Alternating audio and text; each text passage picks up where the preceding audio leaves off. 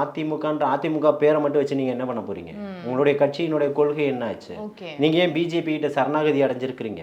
உங்களுடைய கட்சியில முக்கியமான தலைவர்கள் அத்தனை பேரும் வெளியில நின்றுட்டு இருக்கிறாங்களே. நீங்க யாரால் உருவாக்கப்பட்டவர்களோ அவர்களே இன்னைக்கு வந்திருக்கக்கூடிய அண்ணன் செங்கோட்டையன் அவர்களே கட்சியை ஒருங்கிணைக்கணும்ன்றதான ஒரு போராட்டத்தை முன்னெடுத்தார். இன்னைக்கு ஓபிஎஸ் ஆக இருந்தாலும் சரி, அதுல இருந்து போன இவர் அன்வர் ராஜாவா இருந்தாலும் சரி, மைத்ரேயனா இருந்தாலும் சரி, அழகு மருதுராஜாக இருந்தாலும் சரி, இப்போ ஆர்எஸ் முருகனாக இருந்தாலும் சரி, இன்னும் எத்தனையோ பேர் இன்னைக்கு வெளியில போய்கிட்டு இருக்கிறாங்க.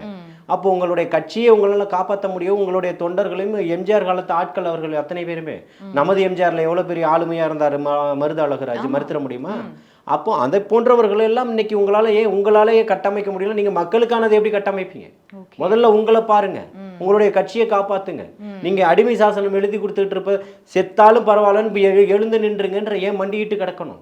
அன்னைக்கு ஏற்கனவே எங்களுடைய தமிழக வெற்றி கழகத்தினுடைய தேர்தல் மேலாண்மை பொதுச் செயலாளர் சொன்னார், அதிமுக ஒரு இது இல்லை, அதிமுகவில் இருக்கக்கூடிய தொண்டர்கள் எல்லாம் இங்கதான் இருக்கிறாங்க அப்படின்றத ஏற்கனவே குறிப்பிட்டாரு, கோடிட்டு காட்டி இருக்கிறாரு. நீங்க பார்த்திருப்பீங்க.